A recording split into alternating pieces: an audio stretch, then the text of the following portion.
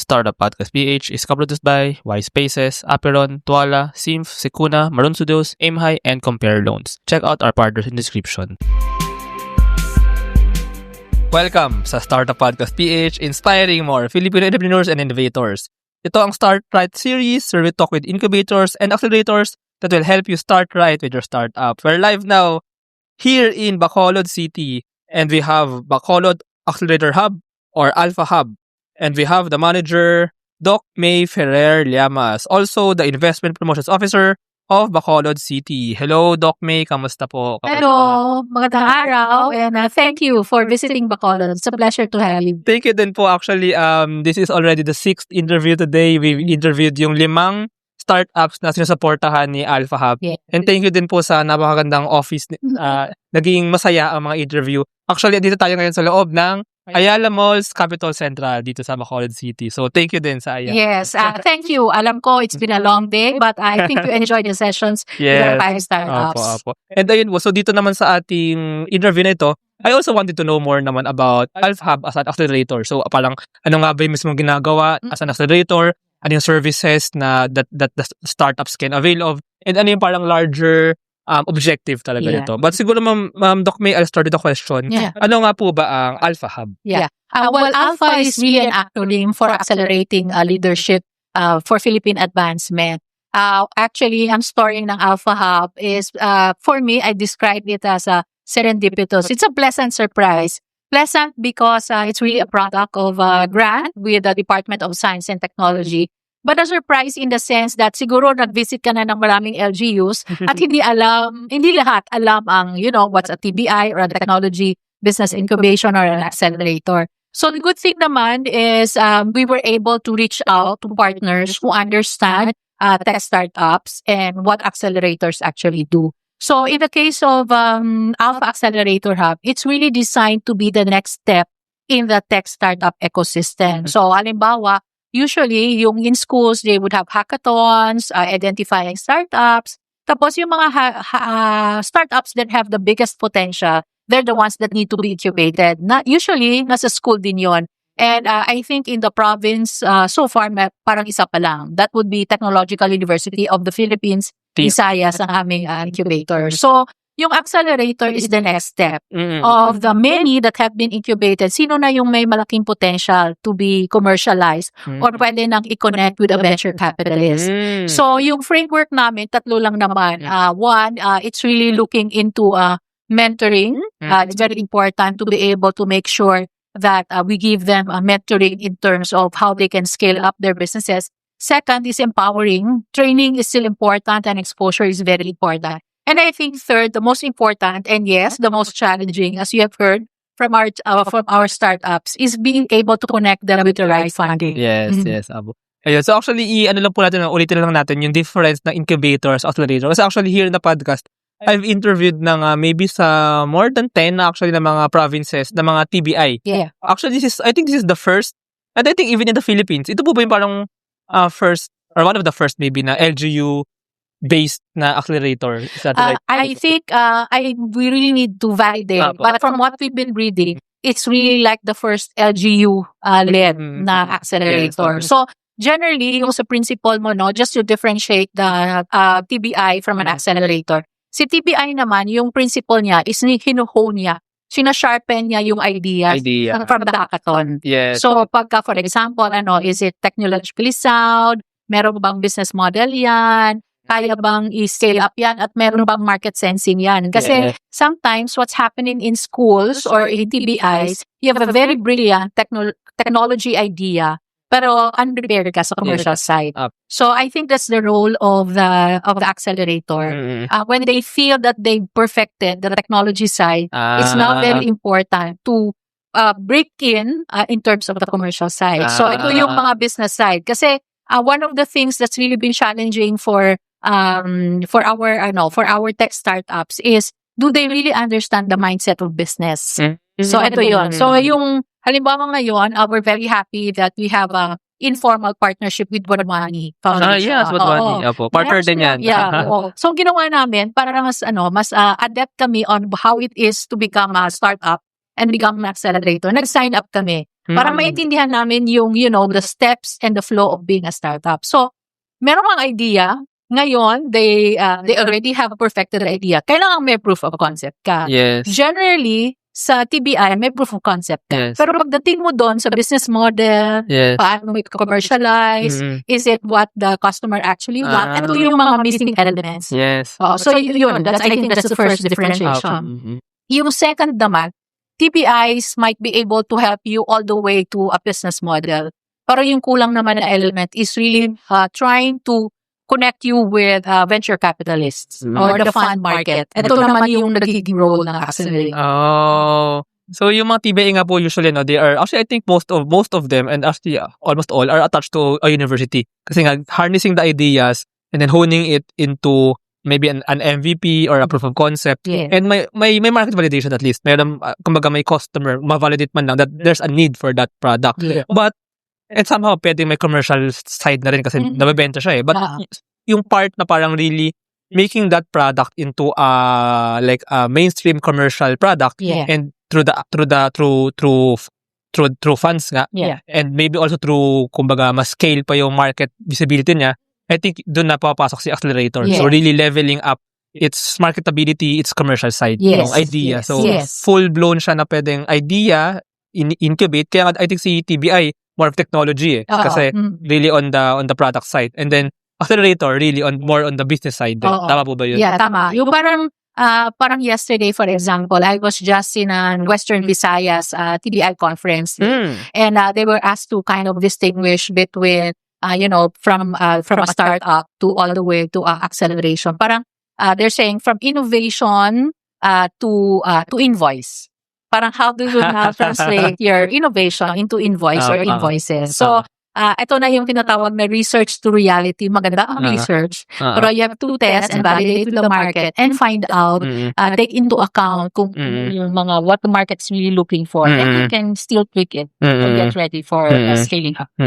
Sige po, just to be more, maybe baka rin meron pang mga startups here in Bacolod City who want to be accelerated. So, firstly, ano po ba yung mga exactly yung services that they can get here? You mentioned na po kanina yung mga sa networks, mentoring, but yung, kasi I also saw merong co-working space and office space dito eh. So, ano po exactly yung parang maybe step by step din na tulong or suporta na naibibigay ni Alpha Hub sa mga startups na ito? Sige. So, as an accelerator hub, it's very important that we have to be very discerning in the selection of the startups that we will start mentoring and network and then fund. So, sa ngayon, for example, we started with 3, ngayon naging 5. Dapat 5 na sila. The first thing is one, if you're just a startup, we kind of need a referral from a TBI. Oh, so parang high school, college. Parang gano'n. Kasi mahirap eh. Kasi, if we don't do that, then we will be replicating the work. Yes, true. Oh. So, sabi namin, sige, pag sabi nyo na they're ready, so most of all the 5 startups that we have are really referred to by either PUPD or by DOST. Sige, mention lang po natin yung mga nag-interview kanina, Spring Valley, and then si Ayo Biomed Technologies. I think si Ayo po ay galing sa TUP Visayas. And si Plantsville is also and then si BioFlight. Yes. And then si IF Green, which is also galing sa TUP Visayas, sa TUP Hive. Nang isang homegrown namin na it's really an LGU and a developer na concept is si OJTPH with Spring Valley. Yes. Si OJTPH developed by Spring Valley was really an idea that was floated by the city government. Gusto namin tulungan yung mga interns coming from schools. So, platform siya for interns para hindi na you don't need to, go around, look for places where you do your internship. It's a platform that you can go to and then select where you want to do your internship. So, sabi namin, it's anyway hosted by the city, ipasok na natin dito sa Accelerator Hub because it has the chance of being scaled up or being adopted by other LGUs or other institutions. Yeah. So how exactly po do yun? So for example, ganon. So when we launched this space, which is by the way just a temporary space because we're building one on the 4th floor. Yung concept namin is very simple. Like we said, we mentor them. So mentoring, we did an ecosystem mapping to find out saan kami magaling. So magaling kami sa talents, but it looks like the biggest challenge is in the funding area or matching them with the right venture capitalists. Okay. So sabi namin, okay, so if you feel that you're good there already, maybe our services will include the following, yon, co-working space. Kasi pagka may co-working space, many of the startups do not have actually business addresses. So because there are a lot of requirements to have a business permit, business address, so on and so forth. So we host them here. So the two that are frequently hosted here is that would be Plantsville and that would be IF Greens. And the recent addition is OJTPH. So I think he announced it earlier and excited na rin siya to join the co-working space. So that's the second. And then soon we will be having a huddle with them. Kasi I think from the experience that we have, if you notice, the reason why we only have 5, because they're the ones that are really mature. And probably their needs are kind of specific to each one, unique to each one. But I think a common theme will now be funding or matching them with the right venture capitalists. So we're trying to study the ordinance because meron kaming startup ordinance. Pero it doesn't include a fund grant or a seed grant for startups. Baka we'll have to have it amended.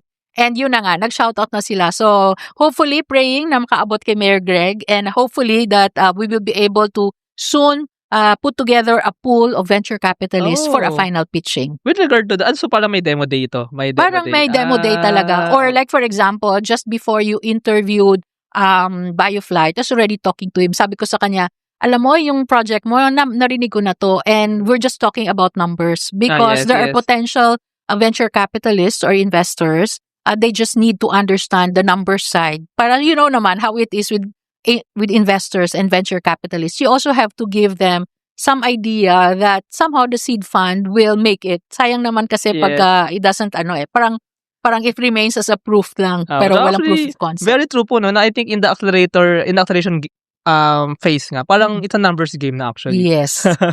Numbers in terms of whether investors will of course, kailangan may ROI, may return. And also numbers in terms of the market. Na you really reach these revenues, you really reach this. Kasi also in the larger scale ng mga startups, ano na yun parang hindi mo na ma-micro manage it. It's really a numbers management. So like for example, so if we have not yet reached the funding and the investment matching, what I'm doing right now are referrals. So give them the leads as to where they can go. Because there are really fund grants that they can still access to hone and expand their operations. But definitely that's one of our main target. And I think we started last year. We couldn't really complete the picture yet of where we are insofar as the startup and the Accelerator Hub journey is. But now that we have a clear picture, I think that's our target next year, reaching out to the venture capitalists and do the grant pitch there. We already, actually, this is a joint product of now Congressman Albi Benitez, and it's also something that's strongly supported by Mayor Greg Gasataya. We came to a conclusion na, sige, if you already have the teams that are ready to pitch, he's willing to bring in his own friends to be venture capitalists. So actually, if I may share lang po, kasi I mean, I've been interviewing startups and even mga incubators and accelerators all over the Philippines. So medyo, medyo may parang issue lang din na karamihan ng mga investors ay nasa Metro Manila. So on the topic of parang sourcing investors here in Bacolod, will it be like even mga foreign venture capitalists or maybe mga angel investors dito sa Bacolod or all of them? Yeah. Well, actually, when we did the mapping, yung venture capitalist is a big challenge for the city. Sabi ko nga, maybe it's only because they have not seen your models. Probably you've never really pitched to them. Kaya lang, yesterday, parang na-validate yung concept ko na the business community has a very strong understanding of the business side.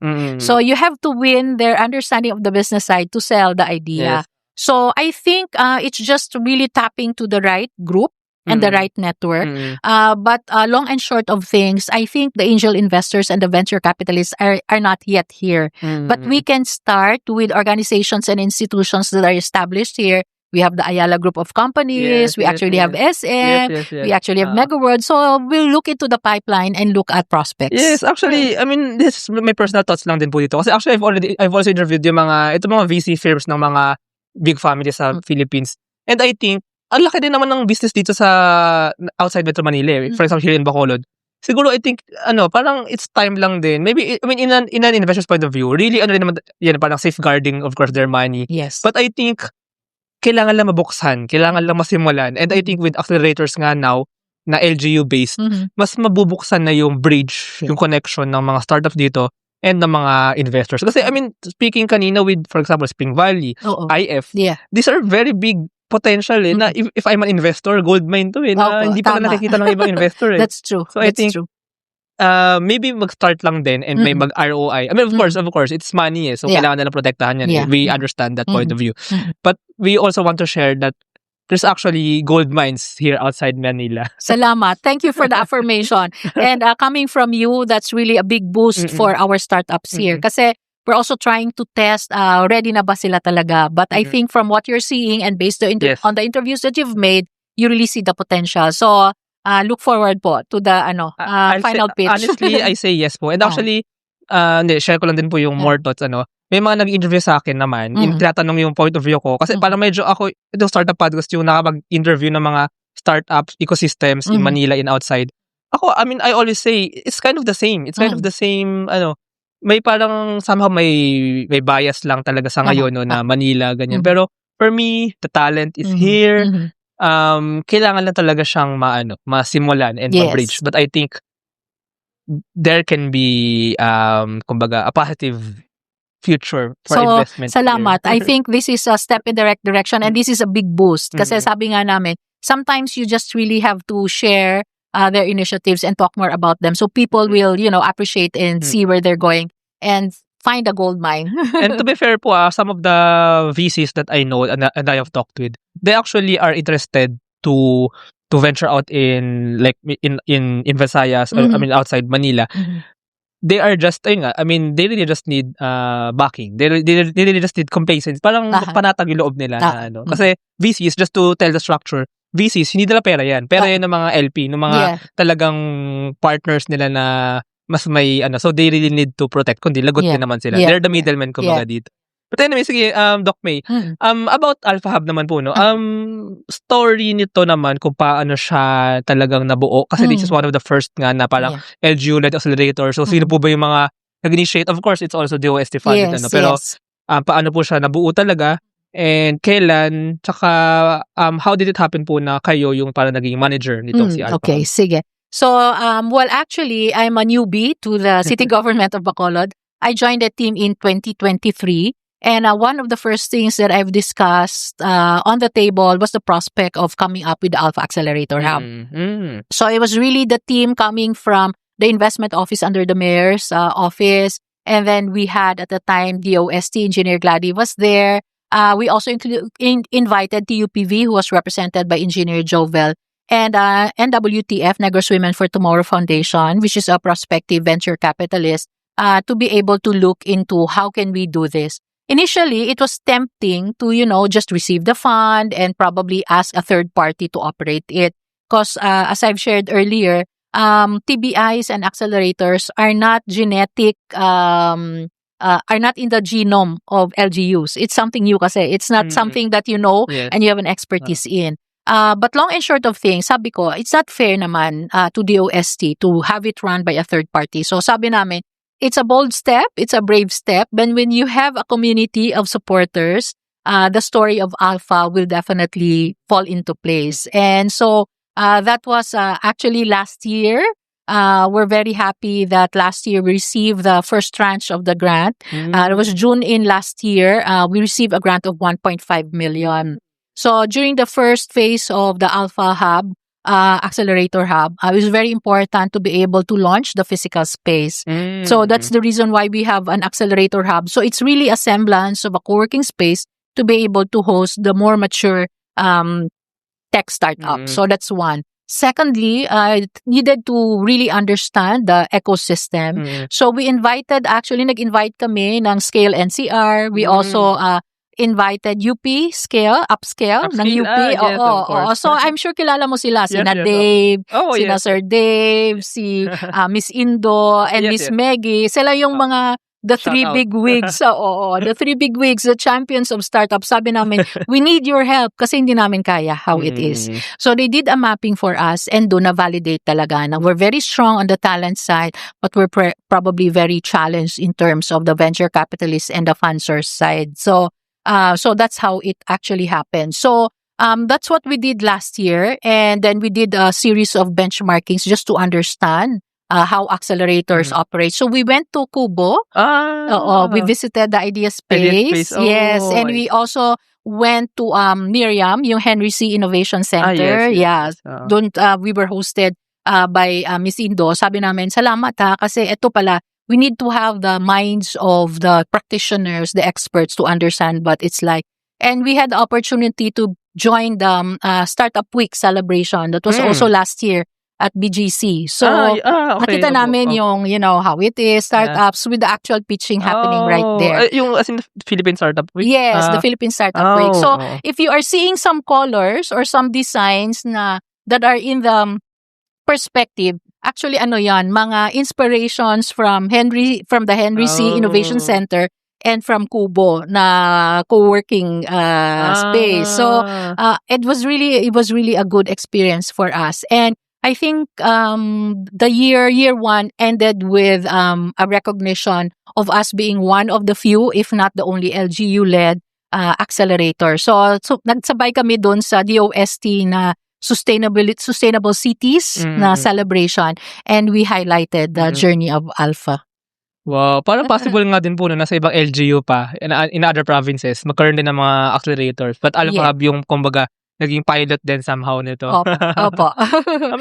So, shout out sa Department of Science and Technology for believing in the city of Bacolod that we would be able to launch the first LGU-led wow. Ang pride din nun sa Bacolod startup community na dito yung unang LGU-led na DOST-funded na accelerator. Now, Ms. Doc May, if I may ask lang, medyo personal, pero parang kamusta experience na, because this is new to you and new to the community, new to Bacolod. So, I think somehow startup din si Alpha Hub in that sense. So, kamusta naman po yun? I think the one thing that's going well for me is I did not start my career with government service. I started my career with an academic institution. So, I had 29 years of what it was like in an academic institution. I think that lens was helpful insofar as the Alpha Accelerator Hub is concerned. Kasi you have to have the academics to be a part of the puzzle piece. Hindi pwedeng distinct siya from academic institutions. The value that I probably brought in was that lens. And the second, my background kasi is economics. So I'm very strong on the business side. Just a week ago, I was invited by DICT to be among the judges for their hackathon. And sabi nga nila, ito naman si ma'am, talagang very stringent and very strict. Sabi ko naman kasi if you anyway want to do it, you might as well do it right. So, ito yung it was a good experience, and I think the students appreciated it. Because sabi ko, sometimes the thing that's missing is the voice of the end user or the voice of the prospective client. So ito yung those who made it to the top 3, sabi ko sa kanila, you can hone and fine-tune your idea. Visit ka sa mga end users because they're the ones who will tell you kung what was the need in the first place. Ito kasi yung when you have an idea but you don't test it in the market or you don't validate it, baka mag-value of death ka. So yun yung dapat you have to avoid. And I think number 3, yes, I will admit it's been a challenge, but I think the very important thing that really happened was when you have a family, they're not just a department, they're not just my colleagues, they're my family. And shout out ko na, nandito kasi sila. That's Miss Aisel who's not here today, but we have Sab who's been doing this for you. Then of course Hanshel over there, and Venus, the Aphrodite of and then of course say hi. She's shy. And of course Mikey and everyone else in the office. I couldn't have done it alone. Everyone was, more than generous to share his or her, whether that's time, whether that's effort, whether that's an idea, to make sure that we become successful at what we do. So Salamat Wow. at ang Alpha is a story worth sharing and salamat for the people behind our team DLEDIP and behind Alpha. Grabe naman si Doc May, ang inspirational naman ng speech na yun. Salamat. Anyway po, also, Yeah. I also want to ask yung being the investment promotions officer ng Bacolod City. Yeah. So, dahil po ba yun sa Alpha Hub or parang also because of your background din? And how is it connected, kumbaga? Yeah, okay. My previous work, actually, after academe, I took a leap of faith. I joined government service. Sabi nga ng mga friends ko, nasisiraan ka na ba ng ulo? Parang yung iba, after 29 years in an academic institution, why are you finally deciding a leap of faith? I think that leap of faith has truly been, a warm validation of what I wanted to do. So, since my background was economics, naging recent addition to LGU operations, ang local economic development and investment promotions, para siya yung naging at the forefront of the economic agenda of the city. So I did this for a previous LGU for 5 years, and in 2023, I got invited to join the city government of Bacolod. And I think that's where I finally found my right footing. So yung Accelerator Hub, honestly, for many things, not just for the Accelerator Hub, ang department kasi, although it's forefront and for frontline service is really investment promotions, we became an office for many initiatives that did not have, I'd say, a mother unit.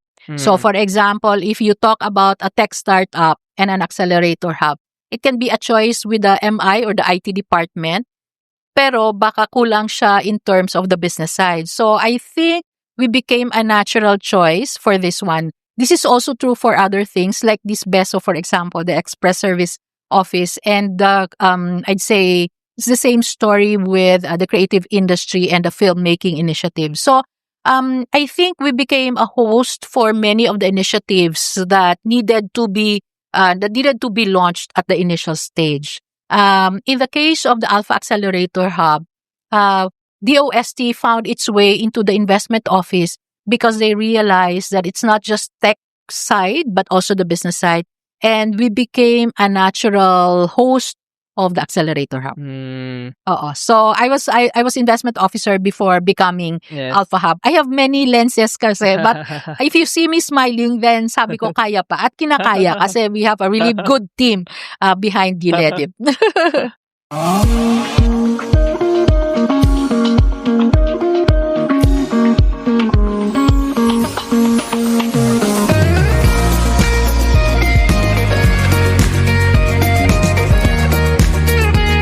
Trust the digital future with Twala. Secure and tamper-proof digital signature. Electronic notarization service. And custom AI agents for intelligent document workflows. Visit twala.io to learn more. In today's digital world, your organization needs more than just technology. It needs a strategic partner. At SIMF, we build web and mobile apps that drive innovation for startups, enterprises, and organizations worldwide. Visit simf.co today. Protect your assets from bugs before bad hackers exploit them. And launch your products seamlessly with Secuna, your trusted partner in cybersecurity. Receive reports in real time and work with security experts to find bugs in your products before others do. Let's make your security our priority. Now, about sa Bacolod naman po. Kasi I'm also thinking parang for example, for DOST rin, like their point of view, their thoughts na they chose or kumbaga they funded this accelerator in Bacolod. Ano pong maybe thoughts nyo or perspectives on how the Bacolod startup ecosystem is now? So, maybe with regard din po sa other places or maybe Bacolod culture mismo, how ripe or how ready or how good is it for new technologies, for innovations, and kumbaga for me po kasi when we say startup community or startup ecosystem, tatlo sides lagi yan eh. First, the startup innovators, the startup companies, then the investor nga po, and then also the users, kasi kailangan din na ready yung mga users, yung mga tao, as in yung everyone, consumers, ready sa new technology. So, how do you think po is Bacolod, gaano siya ka-mature or ka-prepared for such a startup ecosystem? Well, actually, if you look at LGUs and cities, I'm sure there are other cities that may be way up there insofar as the startup journey is concerned. I think the nuances of the city is really dynamic in a sense and progressive and proactive.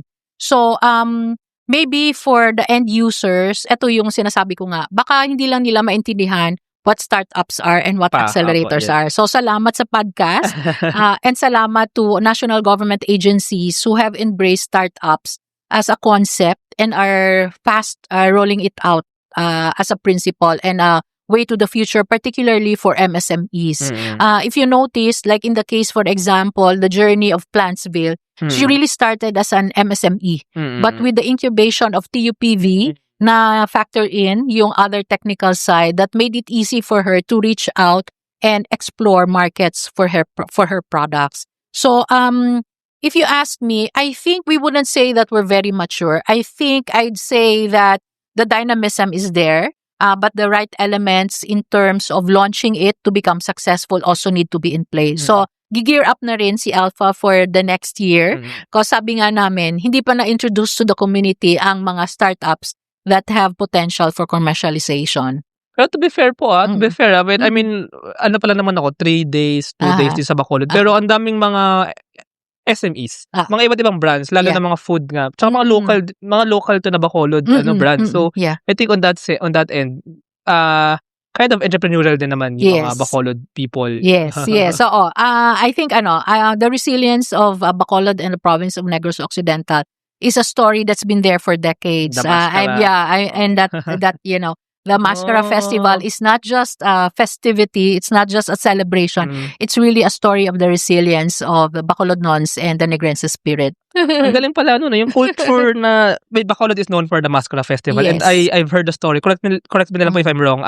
Dahil siya dun sa parang ship ba yun na nag-sink, and then malungkot yung mga tao, pero as Filipinos, as Bacolodnons, we still need to smile, so kaya nag-wear ng maskara para nakangiti pa rin. Pero parang somehow matatranslate din siya sa startup culture, kumbaga na we thrive even despite those challenges, despite those failures, despite those we still smile and move forward. Wow, yun pala ang Bacolod culture.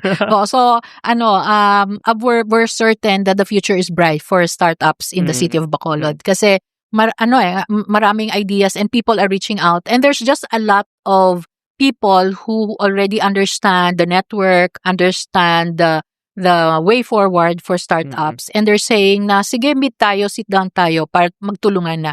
So I'm glad that that's the kind of resilience and that's the kind of spirit shared by our fellow Bacolodnon, Negrosanon MSMEs who made it, who have crossed the path from startups to successful founders. And also, if I may add lang po, I just observed na yung mga startups dito, which is actually interesting, parang kasi for example, when you go to accelerators in Manila, in Metro Manila, parang there are all digital, finance, AI, dito actually, which is kind of interesting, and actually for me, very good, kasi most of them are parang agri, and like bio, and si Spring Valley, although may OJT, PH siya, meron din siyang ginagawa for farms now, so I think, the startups here that you accelerate, parang harness din on the strengths of the region, kasi si NIR, Negros, actually, known siya for the mga lupa dito. So, may ganoon din po bang thoughts doon na parang, or did it happen lang na nagkataon lang na sila yung mga successful, that's why sila yung napili, or also because parang sila yung may potential because of the Bacolod or the Negros Island na parang characteristic? Kasi our history, our culture, and our story is deeply rooted on agriculture. I think that's the reason why even if we just focus on tech startups, meron talagang mag-e-evolve na very strongly rooted on agriculture and agricultural practices. And I think we're very happy with that development. If you look at the profile of the 5 startups, very diverse. And that's a nice mix of what we're getting right now. But it's maybe in some sense, it happened that way, but it can also be intentional. In other words, we continue to want to support startups that are very strong on food security and ensuring that Bacolod will not only be known for the services sector, but we want to fortify again our agri and manufacturing sector. So we're trying to strike a balance there. Tsaka nga po, siguro maybe isa-isahin ko lang yung mga startups na Alpha Hub is supporting now, and yung mga na-interview ko naman kanina. So sa mga nanonood nito, pwede nyo balikan yung mga episodes na yun. But basically, si IF Green Technologies, which is into farm management and urban farming. Yes. Si Bioflight, using black soldier fly, breeding black soldier fly for feeds for farms. For farms. Plantsville, actually, very inspiring si Plantsville, yung reviving the Philippine cinnamon industry din. And a very strong message, food is medicine. Food is medicine. Si Ayo Biomedical Technologies with their advanced wound care, wound healing device. Yes. So, bio-inspired siya. And si Spring Valley na may ojtph.com but also now going into smart farms. Yes, so, parang lahat about agriculture and actually po yung food security. Kasi tama nga naman, as an island, Negros Island, kailangan i-secure yung sariling food security na hindi nakarely sa ibang islands. Ano? So, kasi pag may nangyari na namang pandemic or some whatever, supply chain, whatever, Negros Island needs to be able to feed itself. So, I think yun din yung objective or direction ng pag-support sa ganito mga startup para mas ma-ensure yung livelihood, yung buhay ng mga tao sa lugar na ito. Tama po ba yun? That's true. Thank you for pointing that out. Kasi it's not just food security, it's also ensuring that the strength of the city, the strength of the province, anchored on MSMEs, whose basic background is really in agriculture and livelihood, have to also be nurtured and honed in. So, I think it's a good way forward. Just recently, for example, we were just in a conference for Sustainable Science Forum and food systems din ang pinag-uusapan. Sabi nga namin, parang timing din siya kasi when you're talking about principles of regeneration, it's very important to look at other models. And the model that we do right now is slow food for food systems. And I think that's the way forward. So, yun. Hindi lang siya economic agenda, parang way of life na rin siya. Yes. I think it's really the forward direction that we should be taking. Speaking of forward direction, so sige po, ano po ang future plans or parang, because Alpha Hub is already 1 year or kailan po ba? Yes, nag 1 year na kami as of June this year. We're now on our 2nd year and we're very excited to finally have a permanent place at the 4th floor of the Ayala Malls Capital Central. Secondly, we're just finalizing the huddle with our startups so we can finalize their needs and look into how we can customize the support that we extend to them. And 3, next year, we're trying to prepare. It's very important to have the manual to be able to make sure that even the selection of the startups, how do we move them up the startup system and be able to take off, finally, has to be in place. And yun, 4th, what we really wanted to do was to do the grand pitch that I was referring to. So, ito na yung mangyayari next year and we'll reach out when we have the grand pitch and count you in as our support. Sige, yes po. I want to support that. Pero, wow, I mean, moving forward daily, parang execution na rin talaga ng acceleration. No, na, first of all, pinakagusto ko po dito yung very customized or tailored nga sa need talaga ng startup kung ano yung ibibigay nyo sa kanila. So, I really like that approach kasi nagkaroon na rin dati ng parang sa ibang programs na parang classroom type lang. So, very general. I think dito, especially since lima naman sila na parang talagang specific to them. So, ibigay talaga what they really need. And ang isa ko pa nagustuhan in what you said po, yung making it into a system na yung even sa criteria sa selection. Kasi, not also for Bacolod Alpha Hub na ma-replicate pa siya in the future years, but also for other places. So, yun actually yung pinaka gusto ko sa mga startups din na not just innovating, not just selling, but also creating a structured business model na system siya na pwede siyang ma-replicate. And I think for me, that's actually the essence of startups, of innovation, na hindi lang yan one time thing, hindi lang yan one time kita, kundi you're creating for me nga po ang startups para siyang may butas yung wall, yung let's say sa dam, that's a problem. So, your solution mo dapat talagang nakatakip siya ng tamang-tama. And that should be sustainable. Right size, yes. Ayun. Ayun po, sorry, napahaba rin yung pitch ko doon. But, ayun, thank you very much. Thank you. It's been a pleasure. And, always, when you're here, give us a ring or maybe a message. We're just a text or call away. We're happy to have you here again. By the way pala po, so, mag-part 2 tayo kapag meron ng next batch. Magkakaroon po ng next batch or mga more startups na Yeah. going? We're just waiting for referrals from either DOST, DICT, or DTI, and then TUP. We're also trying to fortify the TBI ecosystem kasi ngayon parang 1 or 2 pa lang. Sabagay. So, More. by the way, we're very happy to share with you, we're replicating the concept of a consortium.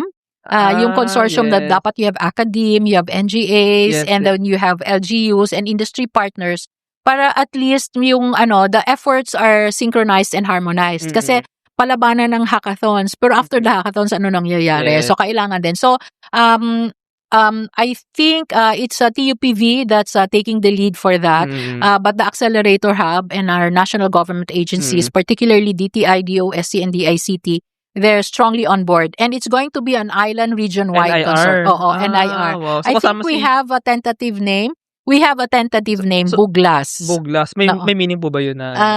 Sige, pull up ni Sige po. pull up ni Sab yung kasama Buglas. yung sa Dumaguete, Negros Oriental and Yes, Occidental. yes. We were able to already sit down with our Siquijor Dumaguete counterparts, Opo. and they're May very TBI nga rin excited. dun, yes, They're very excited. So, we're trying to get fund to finalize the events of the consortium. Oh, wow. So, baka yun yung mga baka even before the grand pitch, baka you can come back when the Yes, consortium is yeah. launched, or we'll invite you via Zoom if you can't make it in person para naman you're part of our journey and our narrative na. Sige, i-cover din natin. Mag-feature, mag-podcast. Pwede ba tayo mag-Zoom podcast din? Yeah, naman sure, po, sure. ayun. Thank you. Very excited din po, Ayun, thank you very much ulit, Doc May. It's a And pleasure. if our listeners, baka meron po tayong nakikinig. By the way po, Bacolod startups lang ba? Or maybe even from outside? Well, initially, we had to be very specific about Bacolod startups. Okay. But we realized na baka if there are no mature startups in Bacolod, it's always okay to reach out to province-wide na startups. But we have to be very discerning in the choice of Yes, startups that we're also hosting. Maturity. Maturity din. I think the bottom line is really the maturity. But so, this should be Negros. Yeah. Negros Oriental. Sorry. Negros Occidental. Negros Occidental na startup. Yes. So, yan. So, na-pull up ni Sab. Ayan, let's see. Buglas. Acronym Buglas. Buglas, building unified growth through linkages, acceleration, and synergy.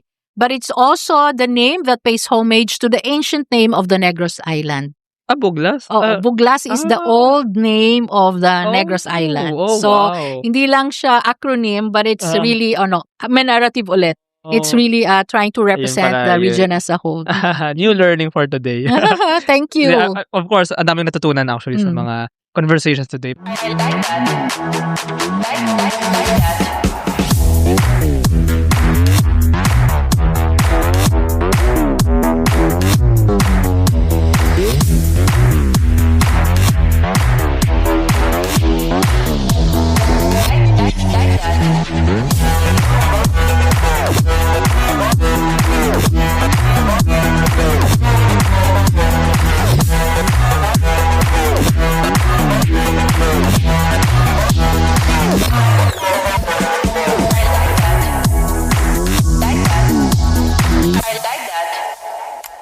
Introducing Aim High. Smarter construction management starts here.